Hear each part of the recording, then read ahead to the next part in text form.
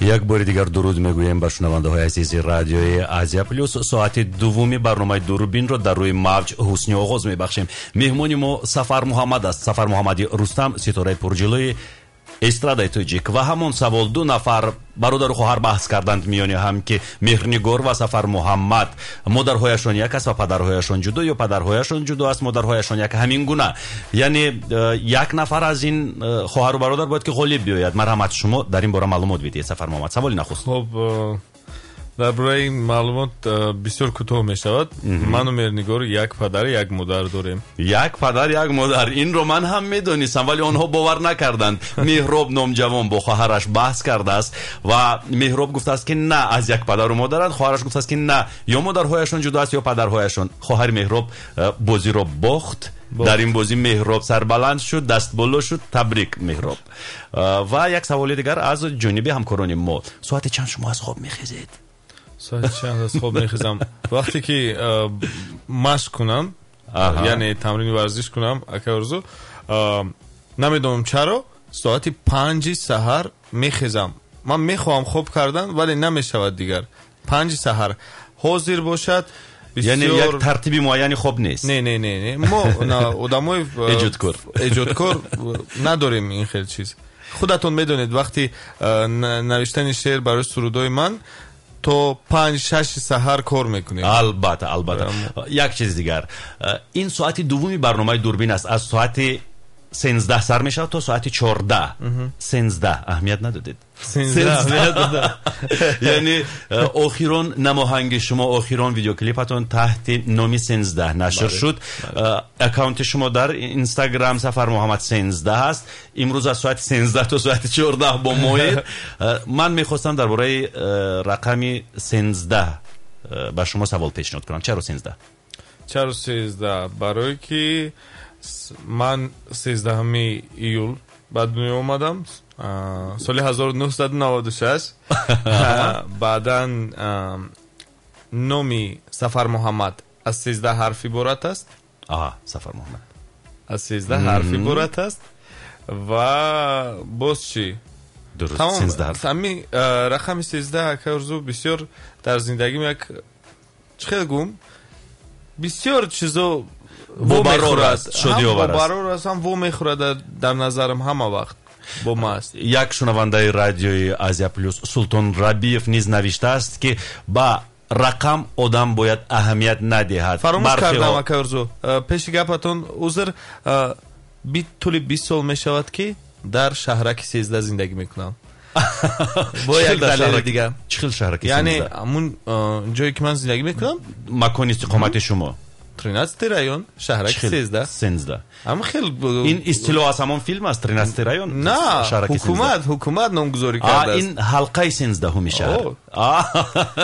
سیوم دلیلش خیلی جالب است. یک شنونده ما و مخلص آوازی دلنشین شما سلطان ربیف میگوید که با رقم ها اهمیت ندهید. یعنی مناسبت آدم ها با رقم ها باید مقرری باشد. یعنی 13 14 15 فرق ندارد. مهم این است که آدم همان روز رو چگونه میپذیرد. یعنی ما روزی 13 هم رو رقم 13 هم رو گاه دوست نمیداریم. برخی خیال میکنند که این رقم 13 خوشبختی نمیارد و مخصوصا اگر این 13 در روز جمعه باشد. ولی سلطان میگوید که با این چیزها باید آدمی سالم عقل اهمیت ندهد و درست میگوید سلطان. من جانبدار فکر سلطان هستم. سلطان با سفر محمد تمامی زیبایی های زندگی رو تمنا میکند و میگوید که با پیش برود. مهم نیست که 13 است یا 14، آدم باید دل پاکیزه داشته باشد. میگوید سلطان. ما انتظاری زنگ‌های تلفنی شما هستیم. دوستان عزیز مرحمت زنگ بزنید. شما میتوانید سوال خود رو به واسطه با سفر محمد پیشنهاد کنید. 44 6 107 رقم تلفن ما است. اکنون سفر محمد سال نو رو چگونه گذراندید؟ با شروع شو بیاین که آرام. در سال نو من در کار بودم اکارزو. برآمد کردید؟ بله در کار بودم. بعداً وقت یافتم 30 دقیقه اخیر 12 اومدن نشده. تیز با ماشین شیشتم رفتم. همچون هر وقته در خانه پاترادیسی در خانه بویلا جشن میگیریم. همون از روی انانه سال 21 سری وقت حاضر شدید؟ سری وقت چند دقیقه مونده بود تا سال 2021 ممکن یک 3 دقیقه 4 دقیقه 3 دقیقه در اومدم سلام علیکم سلام علیکم کی بود یعنی مادر مهرنگار مادر تقام ظفر جان بله جانم همه بودن خب سپاس دوستان عزیز اکنون من برای شما میرسونم که وایبر مونیز فعال است شما میتونید سوالهای خود رو با وایبر فرستونید 88 40 107 تلفن 44 6 107 107 بعد از چند دقیقه صحبت رو با سفر محمد ادامه میدیم بار دیگر سفر محمد خوش آمدید به استودیوی رادیوی آسیا پلوس برنامه دوربین است در روی موج رادیوی آسیا پلوس مهمونی ما سفر محمد رستم چندی پیش همکاری ما تخمینه در بخش خبری راجع به نیروی برق حرف زد و سفر محمد اعتراض دارد روزی نیست از تقسیم نیروی برق و اهالی و میگوید که امشب قریب که ماهیچه های سفر محمد در درون تونگ یعنی اکواریوم به هلاکت برسند خوشبختانه به هلاکت نرسیدند در این باره حرف بزنید شب برق رو خاموش کردن دو بار چگونه بگوید نمیتونم تابشون خیره نسترینی ندارد سویتا برق میکشن قطع کردن ماهیچه ها چی شد شما تونگ دارید اکواریوم دارید دارم تونگ دارم همون اکواریوم دارم در درونش 18 تا ماهی 18 ماهی 18 ماهی هر نمود چی پروداچ میشود به تو جکی هر نوع هر نوع از هر ذاتی ماهیان هر ذاتی ماهیان سفر محمد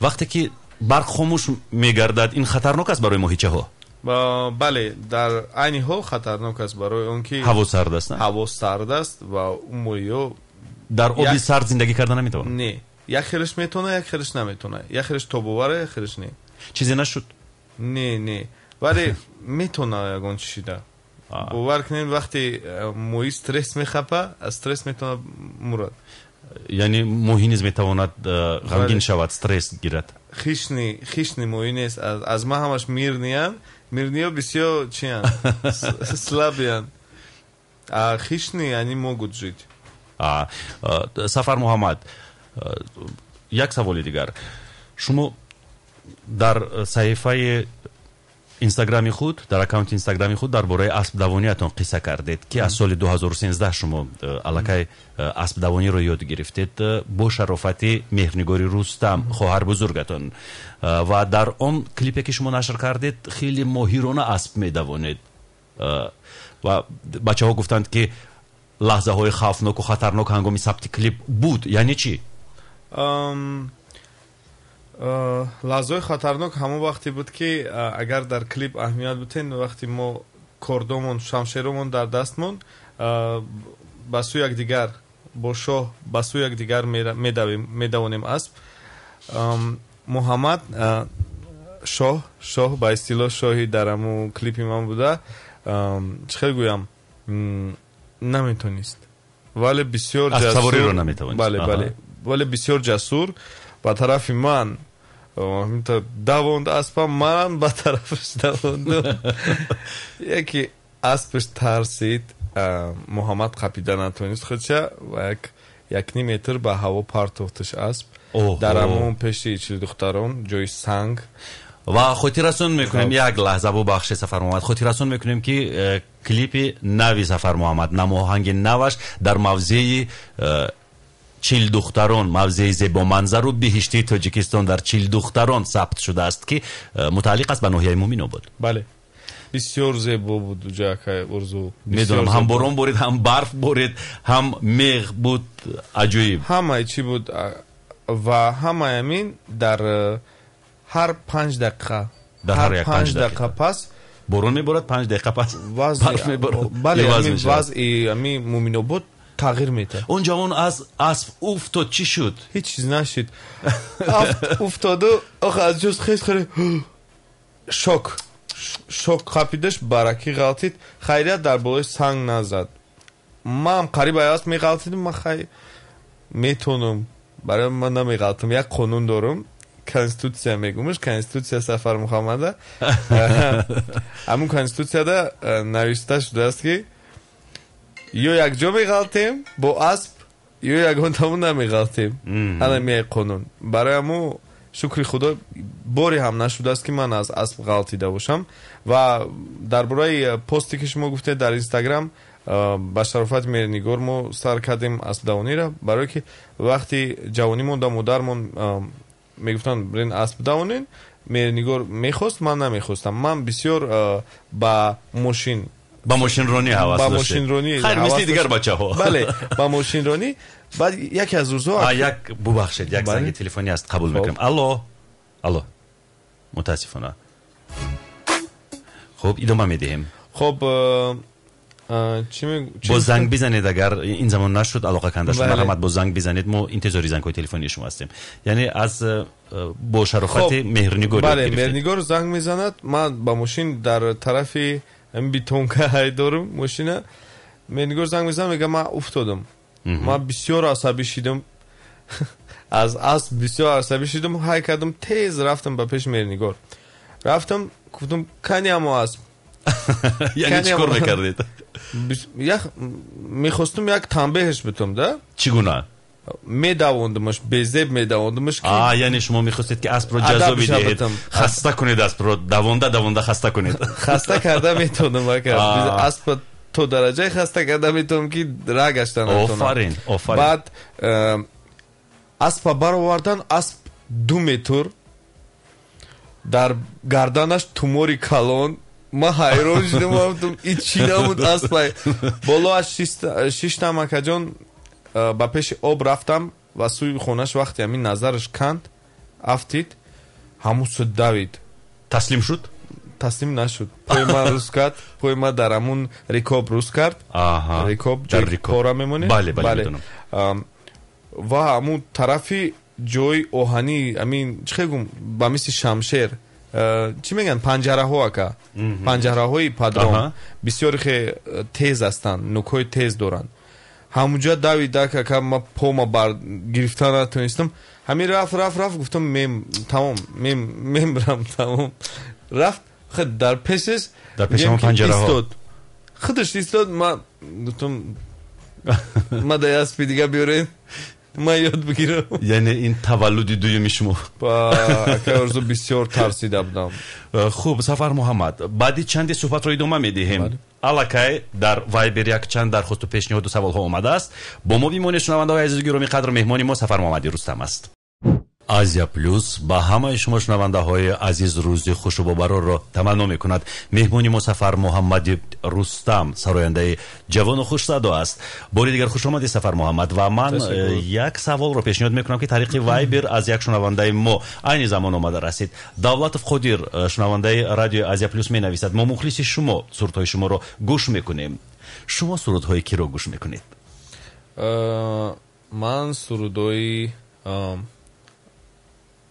овозхонаи ғарб масалан ки ғарб ака чӣ мешавад амрико ин мамлакатҳо бале бисёран акане ки бисёран вале ман ба шумо гуфта метавонам ки ман бисёр овозхонаҳоеро гӯш мекунам ки машҳур нестанд барое ки бисёр сурудҳои хуб доранд бисёр зебо доранд ва овозхонаҳои покистона гӯш мекунем ҳинду яъне аз шарқ ҳам гӯш мекунед бале ҳинду покистон бисёр як мактаби пурқуввати бисёр мактаби пурқувват аст ва вақте ӯро тамошо мекунем ака мо ҳам ёд мегирем контроли овоза бале як саволи дигар як ҳамкори мо ин саволро ба ман дод аз дирӯз боз мо тасмим гирифтем ки ин саволро ба шумо пешкаш кунем Мунъим Оламов ман намедонам Мунъимҷонро рӯзноманигор бигӯям сиёсатшинос бигӯям таҳлилгар бигӯям тоҷир бигӯям намедонам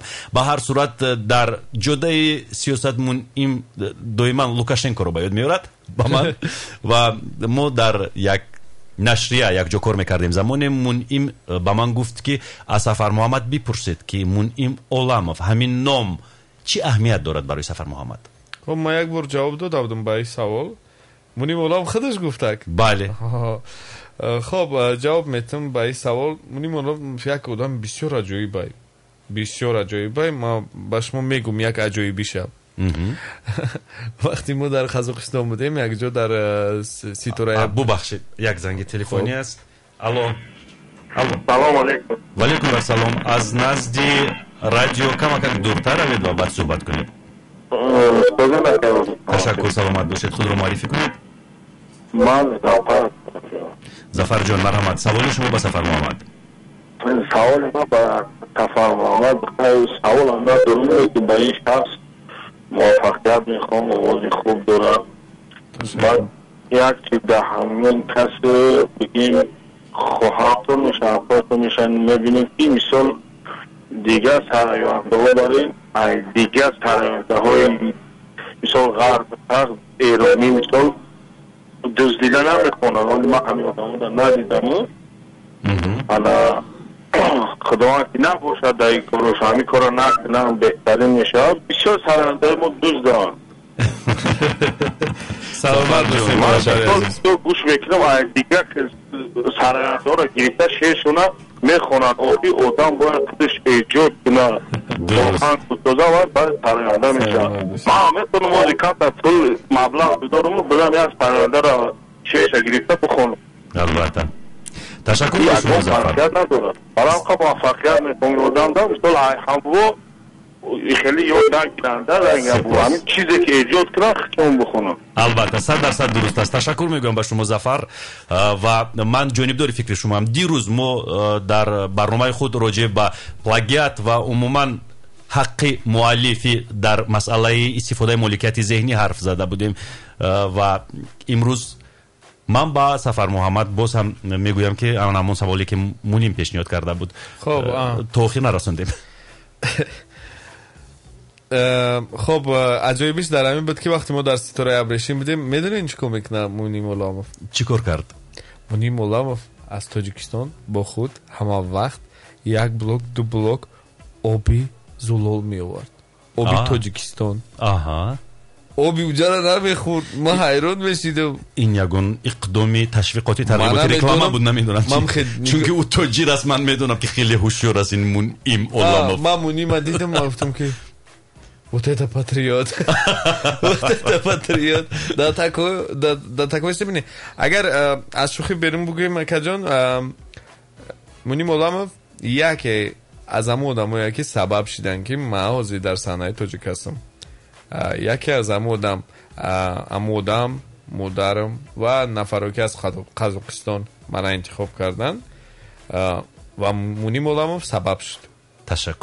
تشکر با مونیم. من فکر میکنم که مونیم این زمان ما رو میشنود و سپاس میگویم با ظفر شنونده که نو زنگ زدن و درباره عموما حق مؤلف و مالکیت ذهنی حرف زدن و واقعا سراینده ها باید چیزهای نو و نو بسرایند. اما در مورد بازخوانی سرودها من این رو میگویم که در شکل کاور اگر بسرایند قابل قبول است. کاور قابل قبول است و به مجوز به اجازت اگر خود سرانه بگیرند و بسرایند این واقعا دزدی حساب می شود و من جانبداری فکرهای ظفر هستم شنونده که عین زمان زنگ زد.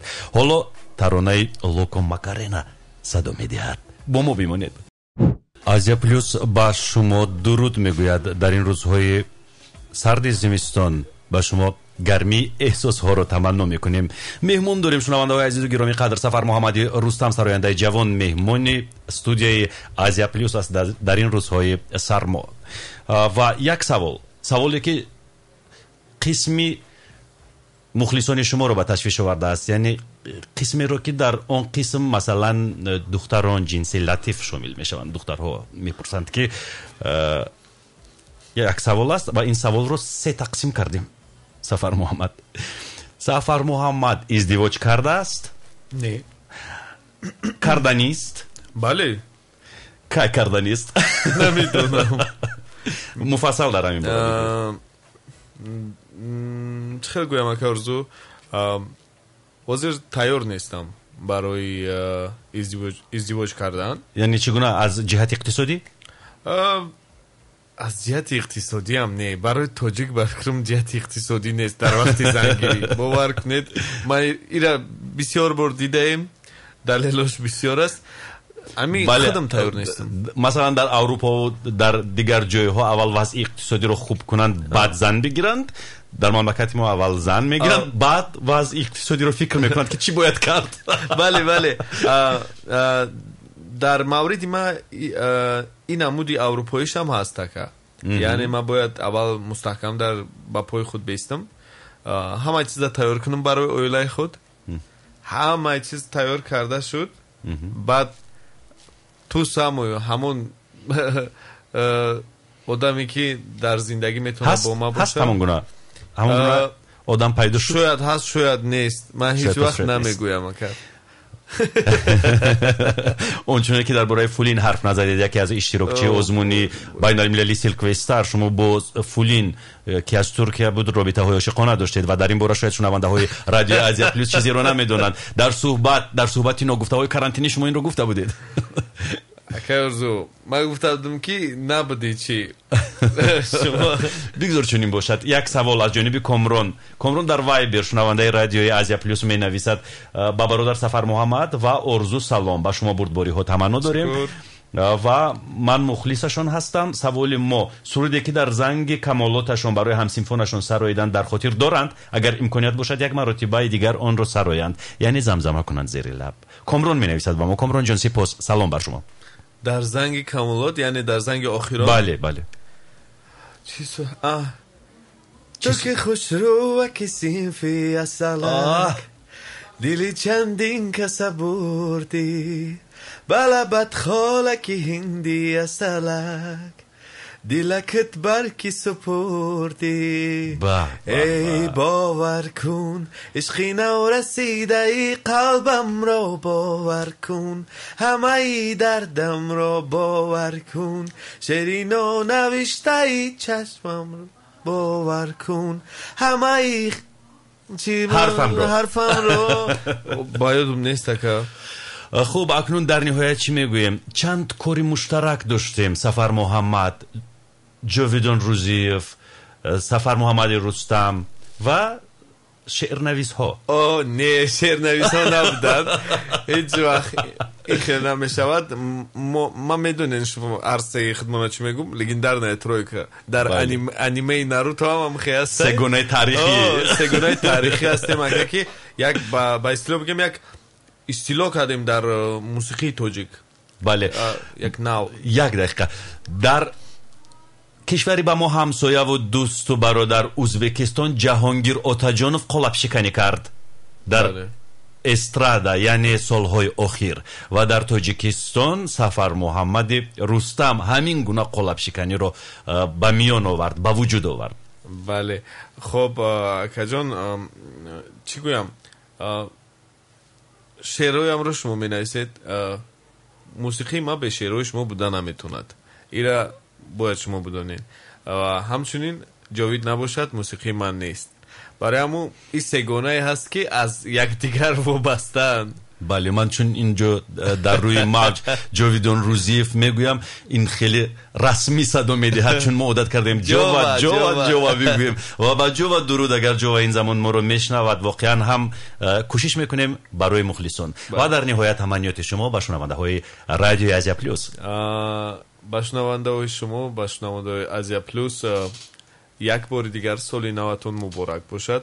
در همین سال نو بردباری ها با شما، تنی صحت، دلی بیغم رو آرزو مندم و بگذار که در خونه همه شما، همه تاجیکستانیان، مردم تمام دنیا برکت باشد و این ویروس و دیگر دفع شوند از زندگی ما. کشکه. شنونده های عزیز، سال نو را با سرودی خیلی زیبای سفر محمد رستم شروع کنید. نه فقط سال نو را، بلکه هر روز خود را، هر صبح خود را، هر شام خود را، هر ساعت و هر لحظه خود را با سرودهای دلانگیز سفر محمد شروع کنید، زیرا این سرودها با انسان نیرو میبخشند و این سرودها یک نوگانی اند در صنعت استرادای تاجیک. اینجا خیر خوش میکنیم با شما شنونده های عزیز تا روز دوشنبه، اما برنامه های خیلی جالب رادیوی آزیا پلوس در پیش شما را انتظار است. خبرهای تازه به تازه، ترانه های دلانگیز و بخش های جالب. خداحافظی میکنیم. خیر.